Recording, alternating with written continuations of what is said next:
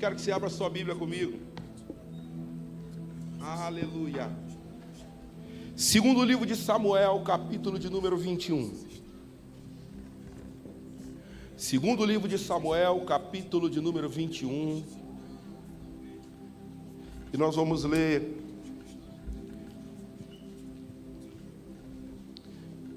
a partir do verso de número 1. E eu quero ler até o verso de número 7. Depois nós vamos ler o verso de número 10. Segundo livro de Samuel, capítulo de número 21. Os 7 primeiros versículos desse texto. E depois o verso de número 10. Eu leio, os irmãos acompanham em nome de Jesus. O título diz: os gibeonitas são vingados. A partir do verso 1. Nos dias do rei Davi, houve uma fome de 3 anos consecutivos. E Davi consultou ao Senhor, e o Senhor lhe disse: é por causa de Saul e da sua família sanguinária, porque ele matou os gibeonitas. Então o rei chamou os gibeonitas e falou com eles. Os gibeonitas não eram dos filhos de Israel, mas do resto dos amorreus. E os filhos de Israel lhes tinham jurado poupá-los, porém Saul procurou destruí-los no seu zelo pelos filhos de Israel e de Judá. E Davi perguntou aos gibeonitas: o que vocês querem que eu vos faça? E que resgate lhes darei para que abençoem a herança do Senhor? E os gibeonitas responderam: a nossa questão é com Saul e com a sua casa, e não tem nada a ver com prata nem com ouro. Também não pretendemos matar pessoa alguma em Israel. Então Davi disse: o que vocês disserem, isso por vocês eu farei. E eles responderam ao rei: quanto ao homem que nos destruiu e procurou que fôssemos exterminados, sem que pudéssemos subsistir dentro das fronteiras de Israel, que não sejam dados 7 homens dos seus descendentes, para que os enforquemos diante do Senhor em Gibeá de Saul, o eleito do Senhor. E o rei lhe disse: eu vou dar. Mas o rei poupou Mefibosete, filho de Jonatas, filho de Saul, por causa do juramento ao Senhor feito entre Davi e Jonatas, filho de Saul. Verso 10. Então Rispa, filha de Aiá, tomou um pano de saco de cilício e estendeu sobre si, sobre uma rocha, desde o princípio da colheita, até que caiu água do céu sobre os corpos, e não deixou que as aves do céu se aproximassem deles de dia, nem os animais do campo à noite. Feche a sua Bíblia, coloque ela no banco qual você está sentado, em nome de Jesus. E diga: a aliança é renovada hoje. Diga: a minha aliança é renovada hoje. Aleluia! Oh! Oh, se você rasgar os céus apenas mais uma vez. Faz de novo, Senhor! Faz de novo, Senhor! Oh, se você descer e fizer teus grandes feitos de novo. Jesus! E como nos tempos passados, mostra teu braço forte, ó grande rei. Fala com Ele, conversa com Ele nessa noite. Oh Deus! E mostra a essa geração teus prodígios e sinais. Chama sua mão mais alto que você puder e declare: e vem mais uma vez e faz tudo novo. E vem mais uma vez e agita todo o meu ser. E faz a eternidade se alinhar com o natural. que frase forte, irmão! E da terra nós que somos proclamamos. E aviva-nos, aviva-nos, aviva-nos, Senhor. E fere meu coração. Que igreja. Fere meu coração, ensina-me a clamar e a suplicar, até que o Senhor venha.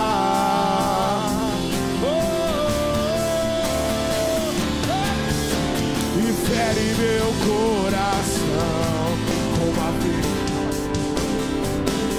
Sim, Deus! E fere meu coração com uma ferida de cicote. E ensina-me a clamar e a suplicar, e até que o Senhor venha. E até que o Senhor venha. E eu vou.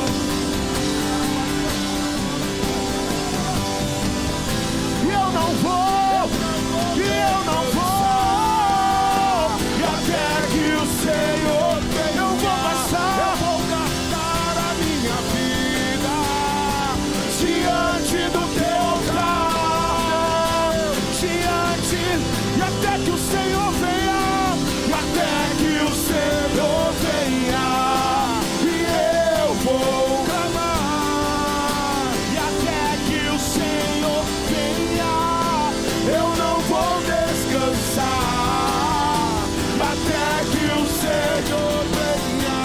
Eu vou gastar a minha vida diante do teu altar. E até que o Senhor venha. E eu vou clamar. E até que o Senhor venha. Nós não vamos. E até que o Senhor venha. Eu vou gastar a minha vida. Vamos declarar mais uma vez, mais uma vez. E até que o Senhor venha. E até que o Senhor venha. Vamos, tanqueador!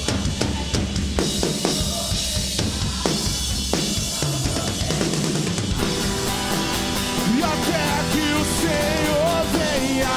Eu vou gastar a minha vida diante do teu altar. Diante do teu altar. E como espero o dia e em que verei a face do meu amado. Como espero o dia e em que a alegria enfim será completa. Como espero o dia e em que verei a face do meu amado. Como espero o dia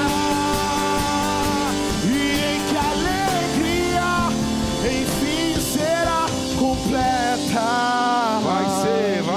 Vai ser. Quantos creem assim? Você pode se assentar, querido. E quando eles começam, eles não param, não. Só Jesus. Tem que avisar para parar. Mas me permita nessa noite explicar aos irmãos, nós temos sempre por obrigação ser fiel ao tema que nos foi proposto nos congressos, conferências que participamos. Mas há uma sensibilidade espiritual em tudo aquilo que nós vivemos ontem aqui. Quem esteve aqui ontem, glória a Deus. E o Senhor falou muito forte ao meu coração também sobre um legado que nós precisamos deixar para essa geração, que é o legado da intercessão.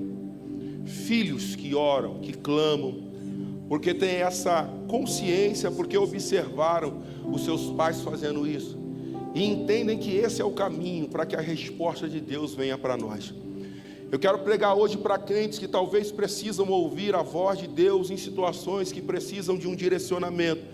E eu creio nessa noite que eu quero ser e vou ser resposta de Deus para a sua vida aqui nesse lugar. Quantos estão comigo nessa noite podem entender essa palavra? O texto que nós lemos, querido, 2 Samuel, capítulo de número 21, vai nos contar uma história que por demais interessante. Ela nos fala de um tempo em que a nação de Deus, o povo adquirido, eles já não estavam mais vivendo no deserto, eles já não estavam mais vivendo no Egito, eles agora estão exatamente na terra que mana leite e mel. Eles estão vivendo um período a qual o rei é Davi. Todas as conquistas que houveram, todos os inimigos que foram derrotados, mas agora uma sentença de Deus vem sobre aquela nação. O texto diz que por 3 anos consecutivos, a fome passou a reinar sobre aquela nação. A nação que é a menina dos olhos do Senhor. A nação que tem um decreto dos céus que fala que eles comeriam o melhor dessa terra. Agora, Bispo Bruno, estão enfrentando uma crise financeira terrível. E a palavra do Senhor descreve, eu quero que você analise comigo o início disso. Eles são uma nação que vive da colheita. Então eu quero crer que tudo aquilo que foi ensinado a eles, desde a época que eles entraram na terra que manava leite e mel, que eles viram que aquela terra, que os frutos daquela terra eram frondosos e lindos, que a terra era deleitosa, e de que o Senhor falou que daria a eles, através de Josué e Caleb. Eles sabem que tem que escolher a melhor semente, eles preparam a terra, eles semeiam, eles esperam o tempo da colheita, mas a Bíblia diz que não houve colheita nenhuma. Só que a palavra do Senhor descreve que eles ainda não entenderam isso, então eles vão fazer de novo esse mesmo ciclo. Vão separar as melhores sementes, vão preparar a terra, vão lançar a semente, vão aguardar a colheita, e quando chega a época de colher, eles não colhem absolutamente nada. Percebe-se que há um ciclo que se torna vicioso agora, de separar a semente, de fazer o plantio, de esperar a colheita, e quando chega a hora de colher, não se colhe. Então esse ciclo vicioso e de maldição, ele passa a ser algo normal. E o pior é quando nós nos acostumamos com a miséria e não conseguimos entender o propósito de Deus para a nossa vida, e não conseguimos entender que existe uma promessa de Deus sobre a nossa casa. Ei, deixa eu te dizer algo para a tua vida: não aceite a derrota, não se acostume com a miséria. E não há teologia da prosperidade nisso, mas há um decreto dos céus sobre as nossas vidas, porque nós somos herdeiros do rei. Só que um ciclo vicioso passa a entrar na nação mais poderosa daquela época. A miséria alcança eles. E o texto diz que foram 3 anos consecutivos, poderiam ser 4, 5, 20, 50, se não houvesse alguém para olhar para aquela situação e dizer: opa, alguma coisa está errada aqui. Nós estamos separando as melhores sementes, nós estamos preparando a terra, nós estamos plantando, e quando é direito nosso colher, nós não estamos colhendo. E não foi 1 ano nem 2, mas foram 3 anos consecutivos. Só que a Bíblia diz que existe alguém que tem uma sensibilidade espiritual para ter uma percepção de que alguma coisa está errada. Então a Bíblia diz que Davi se levanta, e é um homem segundo o coração de Deus. É um homem que tem uma sensibilidade espiritual muito grande. E o texto é muito claro em dizer que Davi vai consultar ao Senhor, e eu gosto quando a Bíblia Sagrada nos fala sobre Jeremias capítulo 33, quando ele está dizendo: clama a mim, responder-te-ei e anunciar-te-ei coisas grandes, firmes, a qual ainda não é do seu conhecimento. Eu tenho um recado dos céus para você nessa noite. Tem novidade de vida para você, tem novidade de vida para a tua casa. Quando você clama, tem resposta. Quando você busca, o Senhor te encontra. Quando você bate, a porta vai se abrir. Deus está dizendo: se clamar, tem resposta. Deus está dizendo: se buscar, eu te falo. Deus está dizendo: se me buscar, eu direciono a tua vida.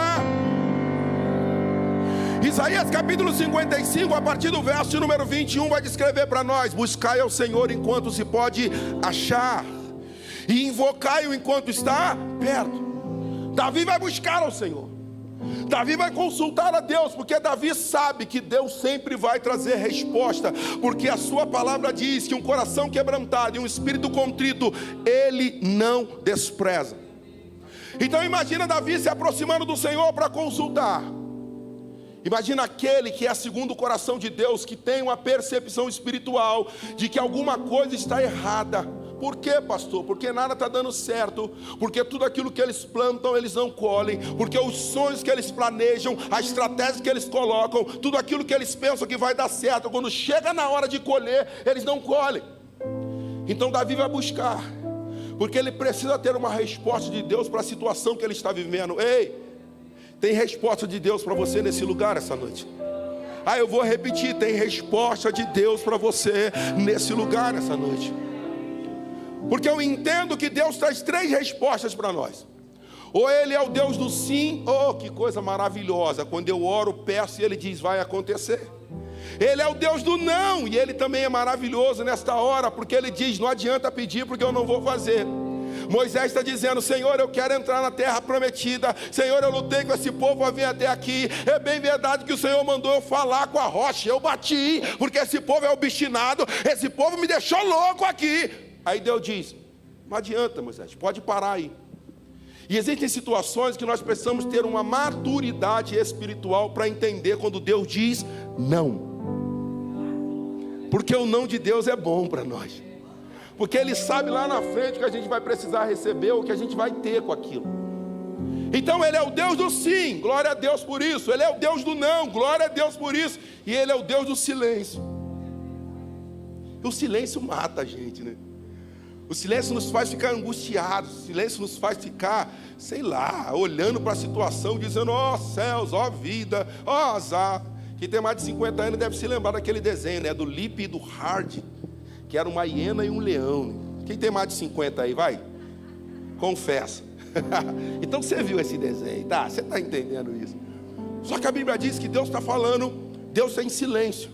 Só que quando Davi busca, Deus traz a resposta. Deus vai dizer para Davi, Davi, não se preocupe contigo. Pastor Ed, eu quero que Davi olhe para aquele e diz,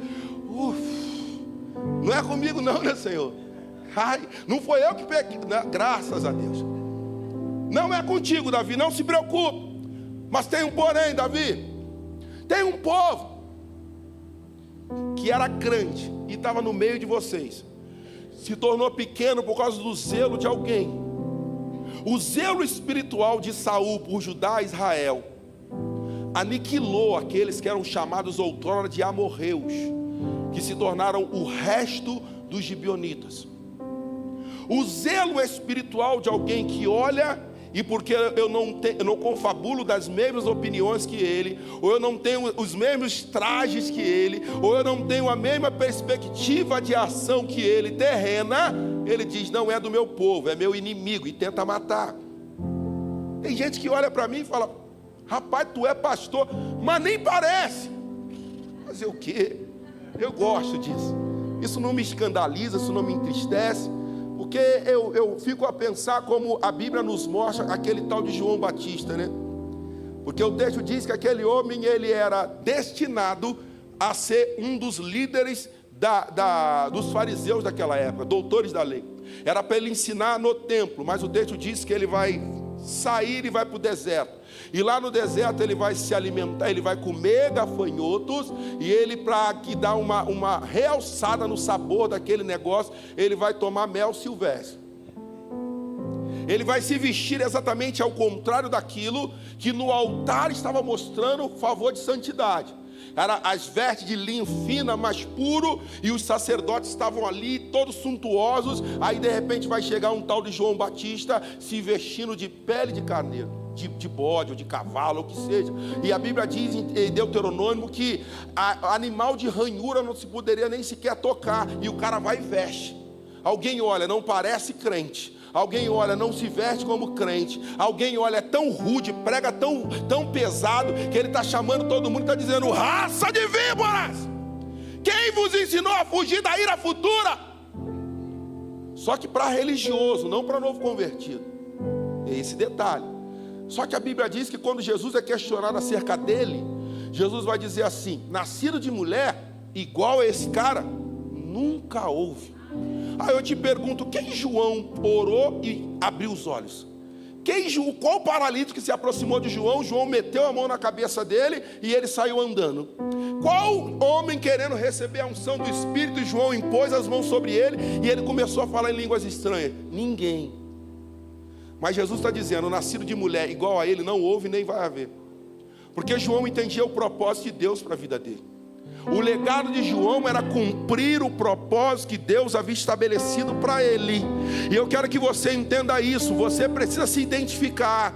Qual é o legado que Deus estabeleceu para você? Qual é o legado, você é sacerdote, que Deus estabeleceu para você ensinar a tua casa? Qual é o legado, mulher de Deus, que Deus estabeleceu para você em relação à tua família? Nós precisamos buscar esse discernimento e entender o propósito que Deus nos chamou para fazer, porque o nome dele, através da nossa vida, vai ser exaltado. Quem está comigo aí, levanta a tua mão, dá um glória a Deus bem gostoso nesse lugar. Sabe o que a Bíblia diz? É que ele está ali buscando ao Senhor, e Deus vai dizer para ele: Davi, não é nada contigo, mas é pelos gibeonitas. Saul pelo zelo matou. A gente não vê nenhum texto mostrando a causa, como isso aconteceu, mas a gente pode entender o início. Josué capítulo de número 9 vai descrever essa história. Há uma reunião entre os amorreus, e eles sabem que a próxima vítima do povo que vem marchando desde lá do Egito, que o mar vermelho se abriu para eles passarem, que as muralhas de Jericó caíram e eles passaram sem dar um pulinho. Eles foram andando e entraram para dentro daquela cidade, que eles tiveram um percalçozinho por causa de um tal de Acã, sacerdote que não líder que não sabia esperar o tempo de Deus para a prosperidade vir para a casa dele. Ele pegou algumas coisas lá e escondeu, mas a Bíblia diz que Deus perdoou, porque eles buscaram ao Senhor. Só que agora o próximo povo é os amorreus, e eles devem estar lá assim, ó: olha, nós sabemos o Deus que eles servem. O Deus deles é tão poderoso que fez o mar se abrir para eles passarem a pés enxutos. O Deus deles é tão poderoso que fez as muralhas de Jericó cair para eles passarem e dominarem aquela terra. Aquela cidade que se dizia ser intransponível, Deus fez eles herdarem. Deus vai fazer o impossível acontecer na tua vida quando você clamar e buscar por Ele. Porque o texto diz agora que eles estão confabulando entre si. O que é que nós vamos fazer? Lutar contra eles não dá. Por quê? Porque o Deus deles é forte. Não é eles, é o Deus que eles servem. Não é você, é o Deus que você serve. Aí o texto diz que alguém vai ter uma ideia e vai dizer assim: se não pode vencê-los, vamos se juntar a eles. Mas como? Vamos mentir.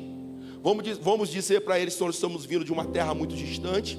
Vamos jogar poeira sobre as nossas cabeças, sobre os nossos pés.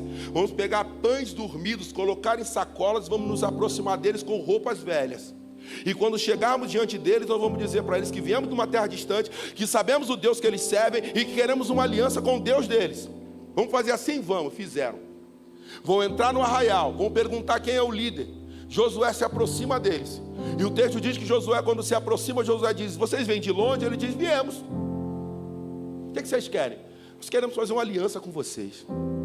A gente tem visto e ouvido o que o Deus de vocês tem feito com todos aqueles que estão na frente de vocês no propósito que Ele estabeleceu. E a gente quer fazer uma aliança. E Josué vai e faz. Irmãos, Josué, o cara que substituiu Moisés, o cara que Deus chamou ele e falou: Moisés, meu servo é morto, levanta e toma e passa a herdar a terra que eu jurei a seus pais que lhes daria. O cara ouvia Deus. Alguém chega para ele e mente na cara dele, e ele aceita a mentira. Aí você pergunta assim: pastor, o senhor também faria dessa forma? Claro que sim, eu também faria. Não sei qual é a situação que eu estaria vivendo. Talvez você faria da mesma forma. Mas sabe qual é o problema? É a gente ouvir a proposta e não consultar Deus. É a gente ouvir alguém falar alguma coisa para a gente, ao invés de a gente dizer assim: espera que eu vou orar. Porque eu vou esperar Deus falar o meu coração, falar comigo, Deus usar alguém que eu honro. Espera. Não é tomar decisão por supetão. Você quer ver uma situação? Você está lá, e eu falei isso ontem aqui. Você está lá namorando, alguém pergunta quando vai noivar. Ou seja, está namorando, não ora para noivar. Noiva, não ora para casar. Casa, começa a apanhar, vai orar. Está com problema financeiro na empresa, não ora para Deus para Deus dar um sócio. Aparece qualquer um lá, um pilantra, um salafrário lá, apareceu, faz sociedade com o cara começa a te roubar, aí tu vai orar. Está entendendo a atitude que a gente toma, nos precipitando, sem esperar ouvir a voz de Deus nos direcionando para tal coisa? A Bíblia diz que é Josué que vai fazer isso. E passado um tempo, Josué vai descobrir que a próxima herança seria a terra dos amorreus. Ele se aproxima do líder deles e diz: vocês me enganaram. O que é que vocês fizeram? E disseram: Josué, a gente não podia falar para você, porque a gente sabe que o Deus de vocês é poderoso. E se não houvesse essa aliança sendo feita antes, a gente não ia fazer depois. Vocês iam derrotar a gente. E aí Josué disse: tá bem, agora vocês têm uma sentença. Vocês serão nossos carregadores de madeira. Vocês não vão nos matar, não? Não, até eu queria, irmão. Não vou morrer, vai só carregar madeira? Tá bom demais. O que acontece? A Bíblia diz que toda a vitória que Israel tinha, os amorreus também tinham. Por quê? Porque havia aliança. E a aliança, quando é feita em Deus, ela se torna inquebrável.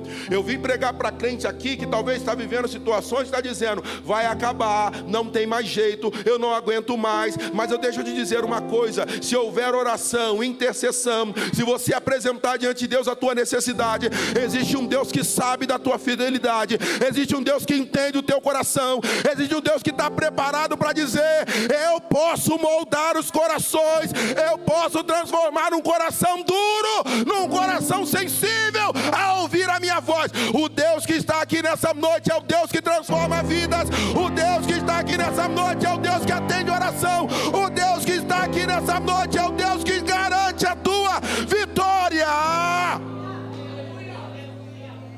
Porque o texto diz que Josué diz: então vamos crescer junto. E eles crescem. Não se sabe quando, mas o fato é que Saul herda o reino, assume o reino.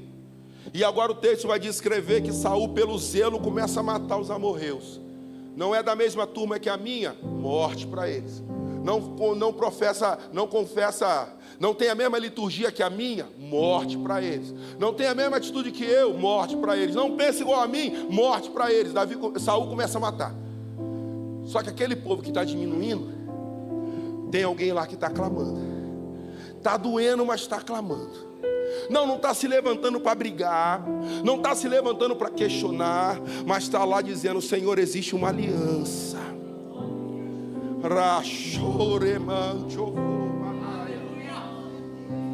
Eu vim pregar para crente aqui que crê que a aliança ainda está de pé, que a promessa não se envaneceu, a promessa não acabou. Ei, o Deus que você serve ainda mantém de pé a aliança, a promessa ainda continua de pé, o legado existe, a vitória vai chegar para você. Aleluia! Sabe o que o texto diz? Que eles crescem. E agora Saul está matando. Só que tem alguém lá clamando. E está dizendo: Senhor, a tua promessa. Irmãos, passa tempos, passam anos. E a impressão que se dá é que Deus não ouviu o clamor. A impressão que se dá é que Deus não deu atenção para eles, a ponto deles eram grandes se tornarem pequenos. Só que chega um dia que Deus cerra os céus. E Deus diz: não vai acontecer nada. E sabe qual é uma forma que Deus tem para tocar na vida de crente? É no bolso. Vou esperar você dar um glória. Receba o carro, glória a Deus. Chave aberta, glória a Deus. Fechou a porta. Chama mais ele não, bicho. Nem parece pastor mesmo. Deixa eu te falar. Deus cerrou os céus. Por mais que eles tentassem fazer alguma coisa, o céu fechado. Por mais que eles tentassem clamar, céu fechado. Por mais que eles tentassem buscar, céu fechado. Investimento, céu fechado. Alguém vai buscar. E Deus vai falar: é por causa de uma... Chegou as minhas narinas. O erro que vocês fizeram por um povo pequeno. Porque tem gente que pensa assim: eu sou pequeno, ninguém vai vir por mim. Humanamente falando, pode ser que não venha. Mas tem um Deus que olha para os pequenos e diz: eu vou agir, eu vou fazer. Deixa eu te dizer, eu sinto no meu espírito, eu preciso liberar essa palavra. Tem resposta de Deus para você nessa noite. Não pense que está demorando. Não pense que Deus não vai te responder. É Deus dizendo: eu estou pela minha misericórdia concedendo graça. Mas tem resposta de Deus para você nessa noite. É Deus se levantando e dizendo: eu vou agir. É Deus se levantando e dizendo: eu vou tocar em quem pode fazer, mesmo que ele não professe a mesma fé que você. O ímpio, Deus pode agir através dele para te abençoar, mas tem resposta de Deus para você nessa noite. O texto diz que Davi vai lá, e Davi diz: olha só, amorreus, o que vocês querem? E eles disseram para Davi: Davi, queremos herança nenhuma. Você lembra que eu falei ontem que tem gente que pensa que ganhar na loteria é o suficiente? Os problemas dele todos vão ser resolvidos?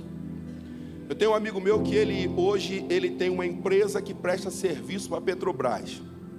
Ele começou numa comunidade lá do Rio de Janeiro chamada Barreira do Vasco, próximo de São Januário. Eu pastorei uma igreja lá. Ontem eu conversei com o Paulo sobre isso. E o Edson também. E a gente pastoreava essa igreja lá. Alguns jogadores do Vasco iam lá na nossa igreja.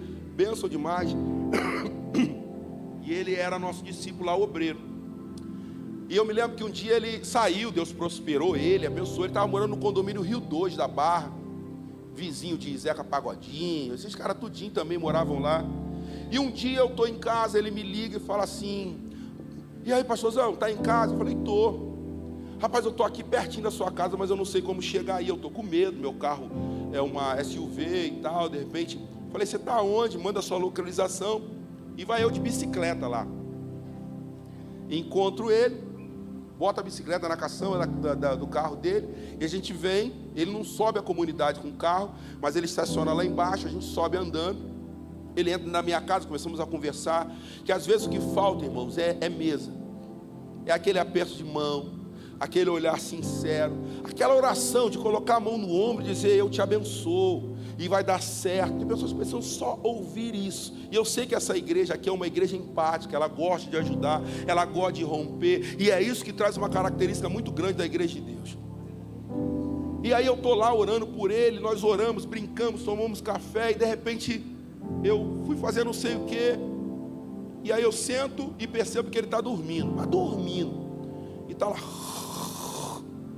E esses dois aqui, só Jesus na vida deles, vem ver que ele está roncando ali, começam a rir da gargalhada, ele acorda meio que assustado. Aí ele fala para mim assim: pastor, que paz na sua casa. Quase que eu falo com ele: não quer trocar não, fica aqui no Jacarezinho, deixa eu ir lá para Rio Doce. Fica essa paz aqui e deixa eu ir para lá. Só que eu fiquei quieto, deu vontade de falar, mas não falei. E aí ele conversando comigo e falou isso. O cara, empresário, rico, cheio de dinheiro, a mulher traindo ele, os filhos envolvidos em drogas, mas tudo aquilo que ele precisava conquistar financeiramente, ele conquistou. E ele dizia mesmo: eu saí de dentro de uma comunidade, o meu café o meu café da manhã era café que jogava farinha e bastante açúcar. Quem já comeu isso aí? Vocês estão no Rio Doce, vocês estão no Riacho Fundo. Vocês não comeram isso não. Para, vocês não estão acostumados com isso não. Café de manhã de vocês é croissant. Confessa. O bispo então, meu Deus do céu. Café com farinha? Não sei o que é isso, né? Mas ele falou para mim que a história dele foi essa. Mas ele se focou, batalhou, só que esqueceu a família, esqueceu a esposa, esqueceu os filhos. O que ele precisava conquistar, ele perdeu na família. Por maior sucesso que nós tivemos na nossa vida profissional, se a gente não conseguir cuidar da nossa família, nós somos um fracassado. E esse cara fracassou no cuidado com a esposa, ele fracassou no ensinamento que ele deveria dar aos filhos, e agora ele estava lá, diante de Deus, pedindo perdão para que o Senhor pudesse restaurar a família dele, e Deus fez. Mas ele se quebrantou para Deus fazer isso. O dinheiro não salvou a família dele, o dinheiro não salvou o casamento dele, mas a graça e a misericórdia de Deus, quando ele clamou, Deus fez. Sabe, é um Davi dizendo assim: eu quero, resolve, fala para mim o que vocês precisam. Eles falam: não é prata e nem ouro, a gente não quer nada disso. Mas nós temos um problema com alguém, que era Saul, que era o rei, já está morto. Mas nós queremos 7 descendentes de Saul, e nós queremos enforcar eles. Perceba, eles têm aliança com o povo de Deus, eles não têm aliança com Deus. É o teu parente que é crente, teu amigo que é crente, que você ora por ele, intercede por ele, ele tem vitória, mas o coração dele não está em Deus, o coração dele está nas coisas materiais. Então está dizendo assim: estou nem aí, eu quero matar 7, me dá 7 descendentes de Saul, e nós vamos enforcar eles em Gibeá de Saul. Davi sabe que Deus mandou ele lá para ouvir o que os gibeonitas tinham para falar. Então Davi diz assim: tá bom, é isso que vocês querem? Vou fazer. Me manda a lista. Aí vão mandar a lista para Davi. 7 jovens. Só que é uma nação que trabalha na agricultura. Precisam de homens fortes, braços fortes. E tem um lá, irmãos, um tal de Mefibosete, aleijado de ambos os pés, em Lodebar. Alguém vai dizer assim: é um peso morto. Primeiro da lista, Mefibosete, filho de Jonatas, neto de Saul. A lista é levada para Davi. Quando Davi pega a lista, que ele olha e vê o primeiro nome, ele diz assim: vem cá, Mefibosete, o filho de Jonatas, o neto de Saul, esse é o primeiro da lista, vamos matar ele. Davi diz assim: nele vocês não tocam. E alguém pergunta: mas por quê? E Davi vai dizer: porque ele tem uma aliança comigo. Mas o pai dele morreu, mas a aliança continua de pé. Eu quero liberar essa palavra sobre a tua vida. Pessoas que oraram por você, a irmã falou isso aqui, oraram, intercederam pela tua vida. Talvez um avô, um pai, alguém já dorme no Senhor, e talvez aquilo que eles liberaram sobre a tua vida ainda não aconteceu. Deus me trouxe aqui nessa noite para te dizer: a aliança se mantém de pé, a aliança continua de pé, a promessa ainda está de pé. Vai acontecer, não importa os percalços, os problemas, as lutas que você esteja enfrentando, fiel é o que prometeu, Ele vai cumprir na tua vida.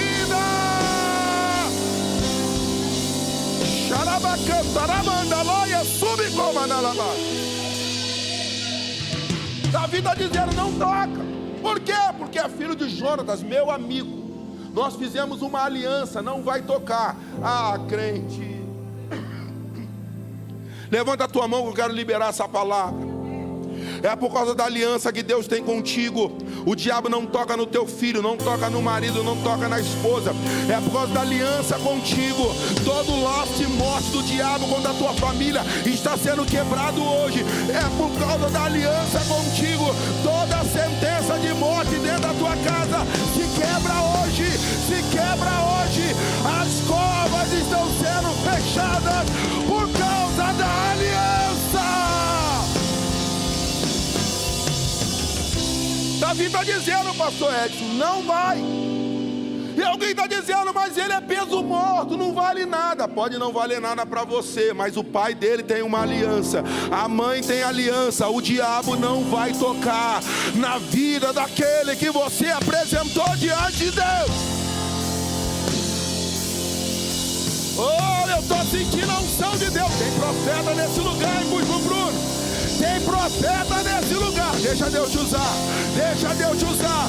Seja profeta de Deus nesse lugar. Adore, adore, adore, adore, adore, adore, adore, adore, adore, adore, adore. Vai, adore, adore. Adore pela aliança. Adore pela certeza de que Deus cuida, guarda os seus. O diabo não toca na tua família, não vai tocar nos seus. A aliança ainda continua de pé.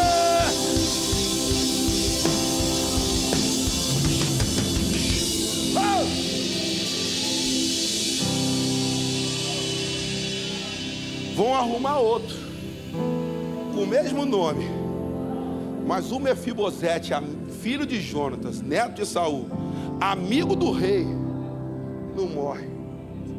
Por que não morre, pastor? Porque o pai é amigo do rei, a mãe é amiga do rei, E quem tem aliança, o diabo não vai tocar. Ô irmãos, isso não é esporádico, isso é específico para essa noite. Deus te trouxe aqui para liberar essa palavra sobre a tua vida. Tem crente lá fora, tem pessoas lá fora que você ora, intercede por elas.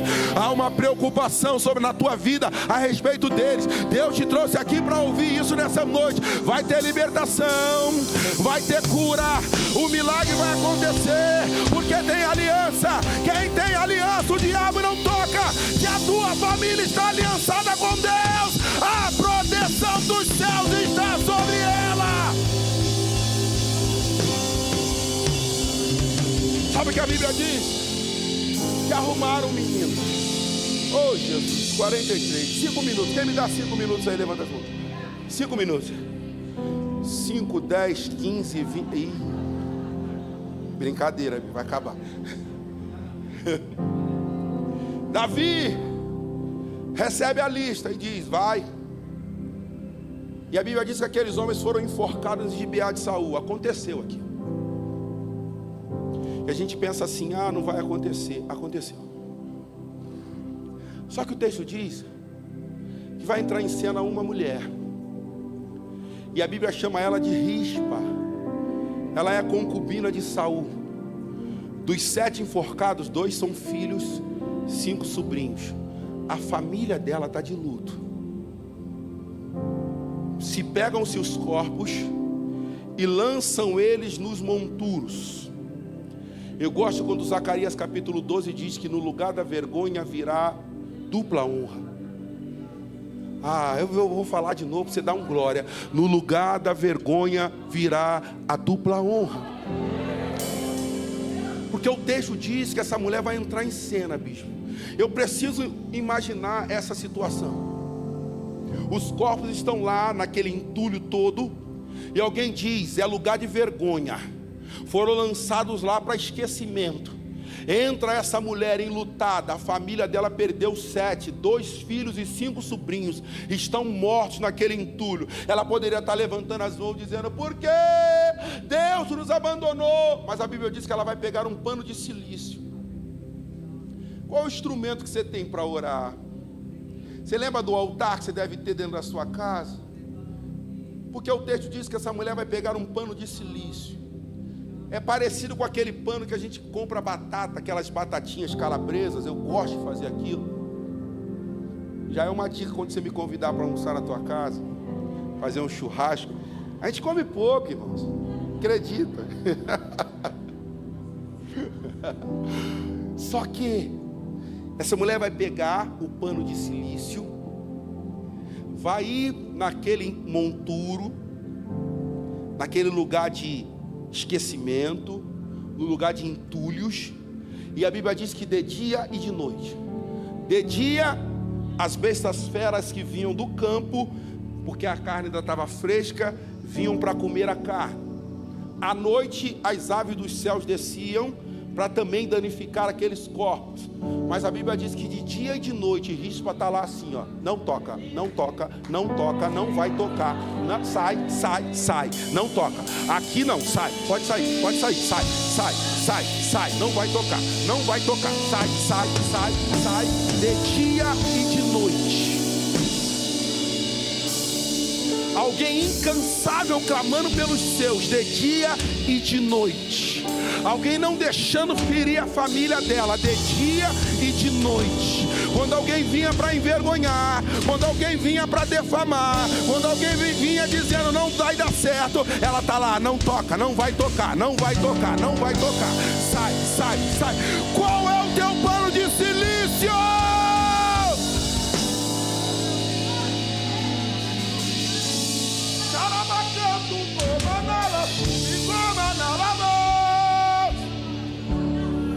Qual é o teu instrumento de guerra dentro da tua casa? Meus vizinhos me conhecem lá em Santa Maria. Aí chegam para minha esposa e falam assim: vocês estavam brigando? Não, meu marido, que é assim mesmo, ele estava orando. Orando? É. Diabo, eu não aceito você na vida.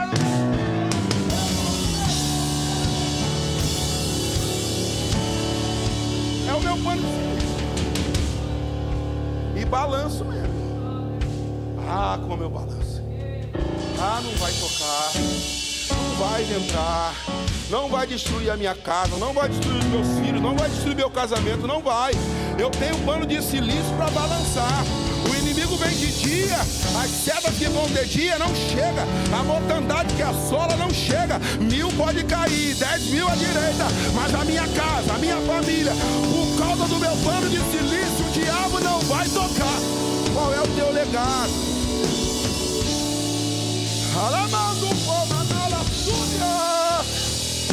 Vai, se coloca de pé aí. Qual é o teu legado? Qual é o teu legado? Queremando comanaia, subi comanalaba. Diga: na minha família ninguém toca. Diga: o diabo não vai tocar nos meus filhos. Não toca no esposo, não toca na esposa, porque você tem um legado, você tem um pano de silício.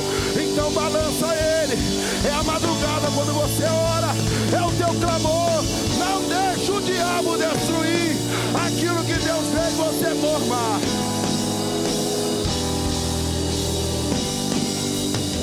Oh! Pai, é de Deus esse. Ontem eu te vi aqui adorando o Senhor, e o Espírito Santo manda dizer para você aquilo que eu reforcei ontem. Há um ministério estabelecido sobre a tua vida, e não é por causa da sua condição, não é pelo seu intelecto, mas é a graça de Deus que alcança você. Porque existe uma calma que é do Espírito. O teu abraço vai gerar cura em muita gente, porque você tem uma posição firme nas suas convicções. E o Senhor manda te dizer que se prepare para viver algo novo no teu ministério, porque o Senhor tem pressa em agir e usar. E o nome dele, através da sua vida, através da tua casa, da tua família, será glorificado aonde o Senhor te levar. Tem rispa nessa casa. Tem homens e mulheres que não vão deixar o diabo tocar. Tem pano de silício para balançar. Cadê os sacerdotes desse lugar? Levanta as mãos. Ô sacerdote, recebe a unção do Senhor sobre a tua vida, a autoridade para direcionar os teus filhos, a tua casa, o discernimento espiritual para ter um tempo para agir e ver a glória de Deus se manifestar sobre a tua descendência. Porque o texto diz que essa mulher balançou o pano de silício. Não foi um dia, não foi 2, não foi uma campanha, foram 3 meses, dia e noite. Tem gente que começa e cansa, tem gente que começa e desiste. Ela está lá dia e noite, não vai tocar, não vai tocar, não vai tocar. Ela está tão concentrada naquilo que a Bíblia diz que entrou em estado de decomposição. Talvez está fedendo. Talvez alguém chega lá e diz: rispa, para, não tem mais jeito, já morreu. Ela pode dizer: morreu para você, mas para mim não. Quem sabia que chegavam pessoas diante da minha avó e da minha mãe e dizia: desiste do Xande, não tem mais jeito.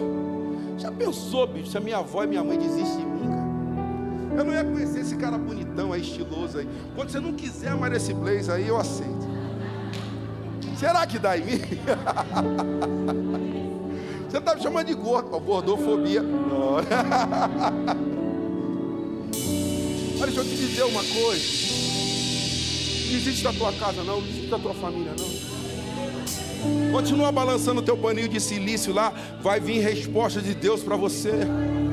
É pela sua insistência, pela sua persistência que o milagre vai acontecer na tua família. Quem recebe essa palavra aí, dá um glória a Deus bem gostoso aí. Porque o texto diz que a atitude de rispa chega lá em Jerusalém. Irmão, Gibeá de Saul é a Santa Maria. E a notícia vai chegar lá no palácio. E alguém vai dizer: hey, sabe aquela mulher tal de rispa? Talvez Davi nem lembrava. Davi, aqueles 7 foram enforcados. Conta a história. Davi Essa mulher está balançando um paninho de silício lá e não está deixando os animais comerem os corpos. Davi diz: sério, sério.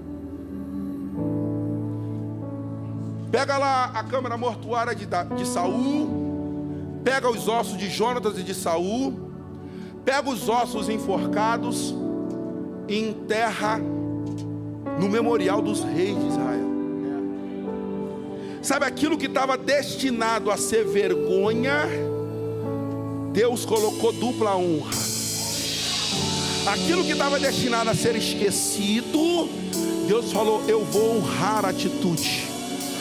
Levanta a tua mão, recebe em nome de Jesus essa palavra. É pela tua atitude que Deus vai honrar, é pela tua persistência que vai acontecer.